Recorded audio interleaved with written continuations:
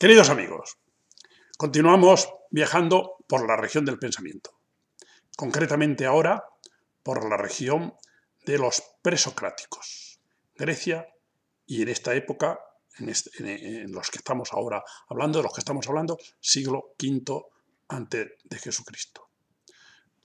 Hoy concretamente voy a hablar de Empédocles. Pero antes de hablar de él, quiero hacer alguna reflexión sobre estos momentos, sobre la época griega de estos momentos. En realidad, lo que les está preocupando a los presocráticos son de qué está constituido el mundo, cuáles son los elementos que componen el mundo. En segundo lugar, ¿qué forma toman esos elementos? ¿Son diferentes? ¿Es la misma materia o es el mismo elemento que se expresa de diversas formas, pero es el mismo, o hay una pluralidad? Y en tercer lugar, ¿cuál es el elemento que hace que se produzcan los seres? Esto lo podemos ver perfectamente en Tales de Mileto, por ejemplo. El agua es el elemento que constituye el mundo. La forma se va constituyendo por la condensación del agua. Se va condensando y se va después, si queréis, licuando. Y en ese proceso se van produciendo los diversos seres, la forma de los diversos seres. El elemento que hace que eso suceda, posiblemente para él, es el calor, fuego. Bien, en Anaximandro lo tenemos quizás más claro. El apeiro es el primer elemento. Ese apeiro, de ese apeiro se va robando existencia, va saliendo existencia, van naciendo los entes, y eso sucede por una razón que es la justicia. Tenemos, por lo tanto, el apeiro, los entes que ya están constituidos, sería la forma que ha tomado el apeiro, y después tendríamos que es la justicia la que hace que aquello suceda como sucede. Bien, pues con esta base de pensamiento, que después Aristóteles añadirá un elemento más, que será la causa final.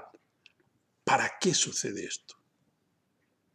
Bien, pero lo estudiaremos en Aristóteles. Mientras tanto, con este esquema, ¿qué es el elemento constituyente? ¿Cómo es la forma que ha tomado el elemento constituyente? Y, en tercer lugar, ¿cuál es el elemento que actúa para que se realice aquello? Con estos tres elementos están jugando los presocráticos. Pero es que en realidad es así. Si vosotros pensáis, por ejemplo, en una casa, tenemos elemento material que son los ladrillos, el cemento, los hierros, la madera. Ese elemento está constituida de eso. Ahora bien, con esos elementos podemos construir una casa o podemos construir una iglesia. O podemos construir un campo para almacenar lo que sea.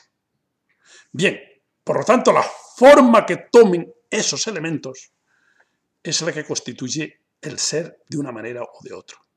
Es lo que hace que esto sea una iglesia o que sea una casa. Bien, y lo importante aquí es quién es el elemento que ha constituido la casa, es decir, los obreros que la constituyen, los elementos activos que con su acción hacen que aquello esté constituido. Bien, no perdamos este esquema y vamos a ir entonces a analizar el pensamiento de Empédocles. Pero antes de analizar el pensamiento de Empédocles, yo quiero que nos demos cuenta de algo muy importante. Empédocles tiene la suerte de que está viviendo en una época de grandes transformaciones políticas. una época de experiencias nuevas, de grandes proyectos. Es una época de guerras y luchas crueles, el siglo V en Grecia. Pero es una época y unos lugares donde han vivido los seres más elevados, quizás más completos, que la humanidad ha producido. De tal manera que hay algunos autores que piensan que para saber cómo somos nosotros tendríamos que autoevaluarnos con ellos. Es decir, que esa época debiera servirnos de autoevaluación. Si nos comparamos con ellos y estamos muy cerca de sus grandezas, entonces nuestra alma es grande. Y si no, es que nos falta mucho todavía por conseguir.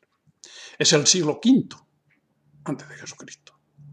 Y es en la época en la que se producen la síntesis de racionalidad y de entusiasmo, de mente y de corazón, de la pasión y de la conciencia que todavía quiere controlar,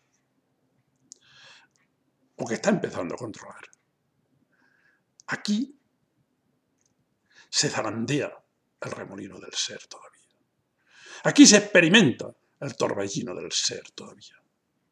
El griego de esta época percibe una especie de arrobamiento. Es capaz de vivir una especie de arrobamiento, un éxtasis del corazón que vibra. Se palpita la vida. Quizás no todo ha de ser consciente para ser bueno. Y eso todavía lo piensan los griegos de esta época, porque la vida es fundamental para ellos. La expansión vital, lo que sienten dentro de sí. Es verdad que se preocupan por conocer cómo funciona la naturaleza, pero se están dando cuenta de que es muy importante darse cuenta de que lo interesante es lo que sucede dentro de nosotros. Tenemos que saber describir lo que sucede dentro de nosotros. Y esto no es fácil. Se palpita la vida. Todavía el ser no tiene que justificarse ante la conciencia y la racionalidad, que irá imponiéndose poco a poco. Pero no nos hagamos tantas ilusiones, porque es verdad que eso lo monstruoso, ese movimiento, ese empuje, ese entusiasmo, eso se va a ir moderando y modelando por la racionalidad, pero no hasta tal punto que vaya a desaparecer. Pensar, por ejemplo, que ya Sócrates, en una época en la que quizás este pensamiento se ha ido imponiendo, la racionalidad, todavía a él lo condena por dos razones. Y una de ellas es porque Sócrates no ha sido respetuoso con los dioses. Todavía eso cala en el pueblo de los griegos. ¿Y qué eran los dioses para estos griegos? Los dioses eran esas fuerzas con las que nosotros nos encontramos. Esos seres que viven antes de que nosotros naciéramos y siguen viviendo y van a seguir viviendo. Pero es todo eso misterioso. Pero esos dioses, eso divino que existe, que se da, eso divino, todavía tiene una importancia extraordinaria. Porque hay mucho de misterioso dentro de nuestras mentes. Hay mucho de misterioso dentro de nosotros mismos. Y también, para los griegos, el ser humano podía llegar a ser Dios. Podía llegar a ser como ellos. Podía elevarse. Claro, esto es muy importante. Que yo, que estoy aquí en este mundo, pueda conseguir ser un Dios.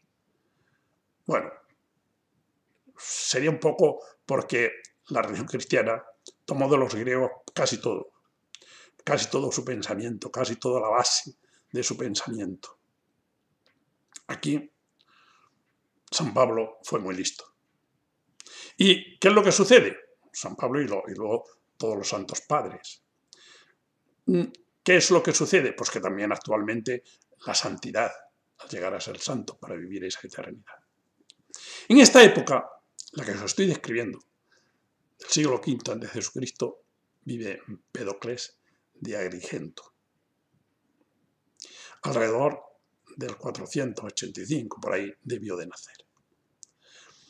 Se le confunde a veces con su abuelo, que su abuelo fue un olímpico de la Olimpiada, creo que fue de la Olimpiada 76. Tened en cuenta que los griegos ya crearon las Olimpiadas en el año 776 antes de Jesucristo. Las Olimpiadas se celebraban cada 4 años. Fijaros vosotros qué grandeza de un pueblo que está separado, pero que tienen en común la lengua y tienen en común la conciencia de pueblo, aunque entre ellos también lucharon. Pero está separado por las polis, por las ciudades-estado, pero se reúnen cada 4 años para celebrar las Olimpiadas. Y uno de los abuelos de Empédocles parece ser que fue olímpico en la Olimpiada 76, por los años alrededor del 480. Y este hombre fue olímpico, me parece, en potro. A veces se le confunde con él, pero él, que también efectivamente era un atleta, él se dedicó más a la filosofía y a la política. Dicen que iba, bueno, lo dice Diógenes Laercio, que iba vestido de púrpura y con un cinturón de oro. En realidad, lo que él buscaba era la unidad de la vida y la enorme purificación que había que tener en la vida. La unidad de la vida. La unidad y la pluralidad de la que estábamos hablando, porque es importante que sepamos esto. La vida es una para todos los seres o no es una. Hay personas que piensan que la vida es una y que los seres vivos, incluso las plantas, tienen también un alma que hay que respetar. Se dedicó a estudiar, a explicar, por lo tanto, cómo funciona el mundo y al mismo tiempo también las purificaciones. Era poeta, era médico y era divino. Así se define él también. Yo me presento como poeta, como médico y como adivino. En efecto, sabía hacer todas estas cosas. Como vamos a ver por algunas de las cosas que voy a explicar. En realidad era un seductor de la palabra. Dicen que fue el padre de la oratoria, el creador de la oratoria. Tenía una elocuencia enormemente arrebatadora. Persuade para establecer la igualdad política entre los habitantes de Agrigento. La igualdad política. Y para eso es para lo que él quiere persuadir. Se le ofrece la realeza en algún momento de grandeza y la rechaza. Él no quiere ser rey, rechaza la realeza. Se dedica a impartir sus enseñanzas por todo el Peloponeso y también por Atenas. Recita sus purificaciones como poeta. Dicen, y aquí está su grandeza como médico o como adivino, o con esos poderes que tenía, dicen que mantuvo a una mujer viva sin respirar y sin pulsaciones durante 30 días. Resucitaba a los muertos. Y vivió intensamente la victoria de Himera. La victoria de Himera se produjo vivió intensamente esta victoria y posterior. Seguramente en esta victoria él tenía todavía muy poco tiempo, tenía unos 12 años, pero vivió los acontecimientos que se fueron produciendo después. En Himera se produjo una lucha a muerte el mismo día que la batalla de Salamina en contra de los cartagineses. Los cartagineses habían venido a conquistar Sicilia y tienen un enfrentamiento y en ese enfrentamiento sale Himera victoriosa. ¿Por qué? Porque Terón de Agrigento y Gelón de Siracusa se unen y vencen a nada menos que a Amílcar Nagón, que fue el padre, el antecedente, parece ser, de luego de Amílcar Barca y también la relación que tuvo con Aníbal. Pero en esta primera guerra púnica con los griegos salen victoriosos en este mundo, en esta batalla de Himera, que parece ser que ahora se han encontrado montones de pruebas de que allí se produjo una batalla terrible en las llanuras de Himera. ¿Qué visión tiene del mundo Empédocles? Empédocles tiene una visión ilustrada. Dice, lloré y me lamenté al ver una región que no me era acostumbrada. Como si él procediera de otra región, como si él procediera de otro mundo, y entonces llegara a este mundo donde no le era acostumbrado por la maldad de los seres humanos. Oh raza miserable de los mortales, del todo desventurada. ¿De qué discordias y lamentos habéis nacido? Eso de la discordia lo llevaba muy dentro de sí mismo. Los mortales son como dioses caídos y castigados. Somos los seres que hemos sido castigados. El término del castigo ya se va dando en todos los pueblos, ¿no? Como si por el hecho de nacer ya tuvieras un cierto castigo. Incluso un Calderón de la Barca. ¿Qué delito cometí? Aunque ya cometí delito por el hecho de haber nacido. Algo así. Es la idea de Calderón de la Barca, en La vida es sueño. Es como una especie de expulsión del paraíso terrenal. La tierra es una especie de caverna oscura, un valle de desgracias en el que habita el crimen, las enfermedades y la corrupción.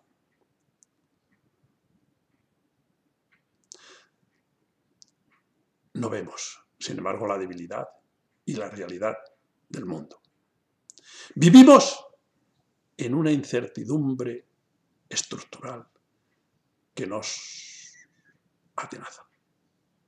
Vivimos en una incertidumbre. Esto es lo que a él le preocupa. Y esto es lo que a muchos griegos les preocupa en esta época. Porque vivimos en esa especie de incertidumbre sobre las cosas fundamentales.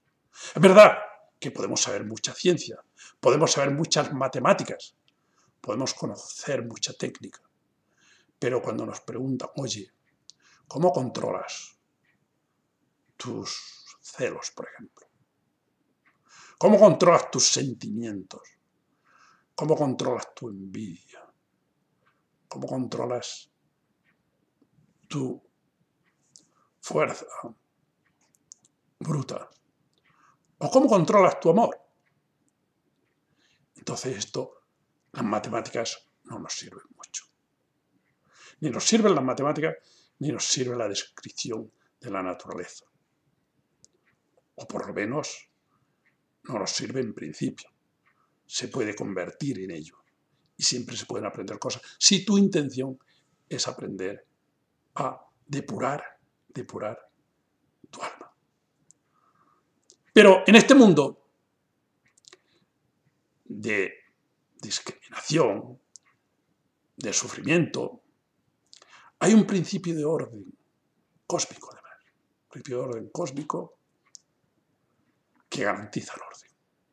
Y ese principio para él es Afrodita, como la diosa más noble y la antítesis del impulso de separación, que es el amor. Se cuenta también de Empédocles, para que veamos cómo era su personalidad, se cuenta que él pagó de su dinero el trasvase de un río hacia otro río que desembocaba en Selinunte. En esta ciudad de Selinunte había una epidemia muy grave, porque el río se había contaminado. La única forma que había para limpiar el río es hacer un trasvase de otro río a este río para que lo pudiera limpiar. Y él pagó los gastos de este trasvase. Cuando hicieron una fiesta, después de que se hubo eliminado la epidemia, entonces lo consideraron como a un dios y lo adoraron como a un dios. Y fue cuando le ofrecieron todo este tipo de prebendas que él no quiso aceptar. Aunque sí le gustaba presentarse como un ser que tenía poderes especiales y como una especie de ser divino. ¿Qué obras escribió? Escribió 2 obras, de las cuales se han perdido muchas cosas, pero nos quedan unos 450 versos. Escribió una obra que se llama Sobre la naturaleza y otra Purificaciones. Son, en principio, como obras contradictorias. Las unas tratan de cuestiones nuestras del corazón y las otras tratan de cuestiones de la naturaleza. ¿Qué dice sobre la naturaleza? Pues sobre la naturaleza vamos a ver esas causas, esos elementos fundamentales de los que he hablado al principio. ¿Cuáles son los elementos que constituyen el mundo? ¿Y cómo funcionan estos elementos? ¿Y cuál es el elemento que hace que se funcione así? Los 4 elementos son la tierra, el aire, el agua y el fuego. Esos 4 elementos son los que expone como característicos y como originarios. No uno, sino los 4. Entonces, ¿qué características tienen estos 4 elementos? Que son los originarios de los que sale todo. Pues las características que tienen es que no existe el espacio vacío. Unos elementos desplazan a otros para ocupar el espacio que estos ocupaban. Pero se van haciendo como empujándose y se van moviendo sin que haya el espacio vacío. El vacío para los griegos les horrorizaba. Ellos siempre lo negaban, casi siempre lo negaban. Solo existen mezclas y separación de lo que está mezclado. Solo existe esto.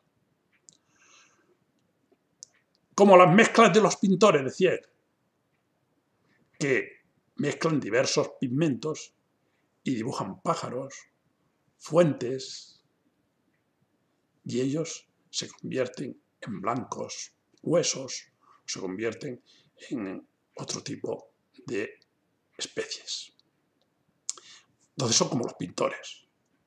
Parece que se produce ahí como una especie de milagro y aparecen los seres, esos que los pintores han hecho, con esas mezclas. Una necesidad inherente que se mezcla. Esa necesidad se mezcla entre ellos porque existe una especie de poros. Yo no sé, en esos poros no está el vacío. Y entonces en esos poros los ocupan otros seres en esas mezclas que se van produciendo. Pero eso se produce por azar. Es curioso, existe la necesidad de moverse, pero no existe una determinación a moverse y a mezclarse de una cierta manera. Eso se produce por azar. El azar y la necesidad. Y eso lo explica él con cierta extensión. El movimiento es necesario. Y el azar es el que hace lo demás. ¿Qué es lo que está viendo? Pues que la naturaleza tiene una fuerza, estos 4 elementos tienen una fuerza en sí mismo muy poderosa. Quizá una fuerza que sobrepasa a ellos mismos y sobrepasa lo burdo de la materia. Bien, en estos movimientos de mezcla y de separación se producen los diversos momentos del ser humano y de la tierra y del mundo. Existe en primer lugar la esfera del amor, donde estaba todo mezclado, unido. Esa esfera del amor se rompe y al romperse ha entrado la discordia y aparece el crecimiento de esa discordia. Se procede en ese momento de discordia y aparece otro momento de predominio de la discordia. No hay amor sino discordia. Pero Afrodita, que es una diosa potente, va a luchar y va a conseguir que se produzca otra vez la esfera del amor. Y aparece otra vez el crecimiento del amor. Ese crecimiento del amor y esa separación son procesos que no dejan de irse produciendo el uno detrás del otro. ¿En cuál estaríamos ahora? ¿En el momento de la separación y de la discordia o en el momento de la unión y del amor? Vosotros mismos lo podéis juzgar. ¿En qué momento estamos? Bien, he dicho antes que era un médico también. Y explica cosas como muy curiosas. Explica ya la locura como médico, como psicólogo. Y dice que la locura se producía por dos razones. Una, por una razón fisiológica, física, porque la mezcla no se había dado de una manera adecuada, y otra por una purificación del alma o por una falta de purificación del alma. Es decir, él ya está viendo que hay en la locura dos tipos de razones o de causas que la pueden producir. Pero él cree que el amor lo acopla todo. Aparece entonces una teoría preciosa de este hombre, que es la teoría de cómo se van atrayendo, cómo se van transformando unos seres. No se transforman, se mezclan, pero no se transforman. Sigue el mismo ser siendo lo que era. Las partes de un cuerpo pertenecen y penetran en los intersticios de las partes de otro, sin que el uno se transforme en el otro. Las mezclas son como amalgamas de pequeñas partes que se unen, ocupando esos intersticios los unos de los otros. Todos los movimientos se producen de forma mecánica, pero llegan a un resultado no mecánico, a un resultado potente, a un resultado por azar. Es una extraña amalgama de intuiciones materialistas e idealistas. Y aquí está la grandeza de Empédocle, en esa especie de síntesis de su pensamiento. ¿Cómo actúan estas fuerzas? Claro, si solo actúa la filía, el amor, entonces llegaría un momento que todo estaría tranquilo, que todo estaría en paz y no habría movimiento. Y si todo fuera, entonces sería todo reposo e inactividad. Y si solo existiera el veikos, el odio, también llegaríamos a una inactividad. Por eso es necesario los dos. El enfrentamiento y la guerra, como padre de las cosas. Construir y destruir. Un poco de unión de contrarios, diría yo, de Heráclito. Los periodos se van alternando unos a otros. Pero esa fuerza, esa descripción que se hace, eso es sencillamente monstruoso. Y la grandeza de estos griegos era, muy bien, no hay escapatoria, pero esto es lo maravilloso. Y a pesar de todo, somos capaces de jugar con la vida, de amar a la vida. ¿Qué dicen las purificaciones? En el libro Las purificaciones. Es un tema muy antiguo y muy actual al mismo tiempo. Todo el mundo busca purificarse del alimento, purificarse de todo. Estamos siempre con esta historia de que hay que purificarse. De los alimentos, de los contagios, de los pecados, de nuestras actuaciones, del agua. El auténtico pensamiento de Empédocle es la comunión de todo lo que se ama, de todo lo que ama. La unión de todo lo semejante. Esto es maravilloso.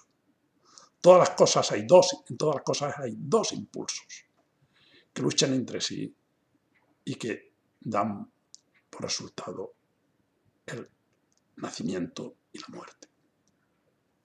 Cree en la migración de todos los elementos.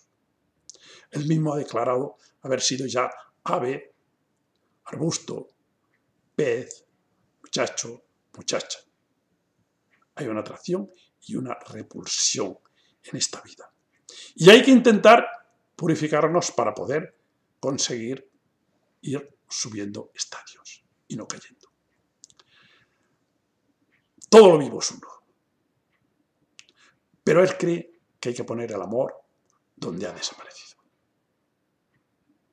Hay que poner el amor que existe en la naturaleza. No entiende que podamos estar castigados a vivir un mundo en el que reine la discordia. Es un castigo. La culpa está adherida a la existencia. Entonces, así se explican las guerras y los levantamientos. Pero él no quiere que suceda así. Imaginaros vosotros que pudiéramos construir un mundo, una sociedad, sería maravilloso, en la que se adhirieran, a la que se adhirieran todos aquellos que tienen como principio fundamental el amor. Eso sería una sociedad espectacular. ¿Por qué no la proponemos? Vamos a unirnos en una sociedad en la que solo puedan entrar aquellos que tienen como elemento fundamental el amor, la atracción y no la discordia. Algunos autores modernos le critican el que no aclarara de dónde sale el amor, la filia.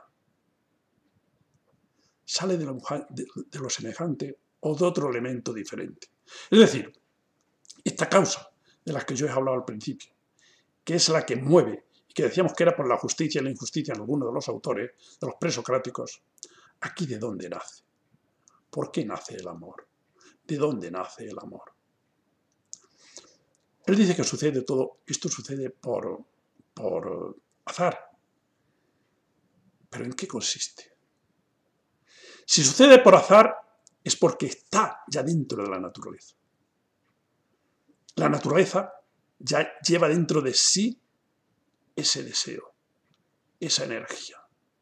Y la naturaleza está yendo más para allá de sí misma. La materia está yendo más para allá de sí misma. Se va haciendo muy grande. Es una explicación semimítica que no nos concreta grandes cosas. La doctrina en realidad de los efluvios presupone el vacío que él rechazaba. Son algunas de las contradicciones de su pensamiento.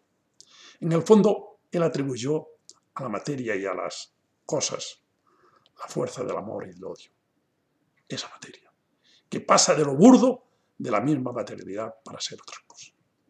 En realidad, Empédocle fue una figura límite. Se situó en el borde, en la frontera de lo material y de lo ideal. Oscila entre médico y mago, poeta y orador, Dios y hombre, hombre de ciencia y artista, estadista y sacerdote, entre dos épocas muy importantes. En el fondo fue un hombre agonal. Pero mirad, Hölderlin, que fue un poeta excelso, del que yo ya he hablado alguna vez, escribió una obra trágica sobre Empédocles. Y en esa obra sobre Empédocles dice cosas muy bellas. Yo solo os voy a decir alguno, voy a leer alguno. Dice, porque le condenan, en la obra está cómo le condenan a excluirlo de la ciudad de Agrigento. Lo condena sobre todo el sacerdote.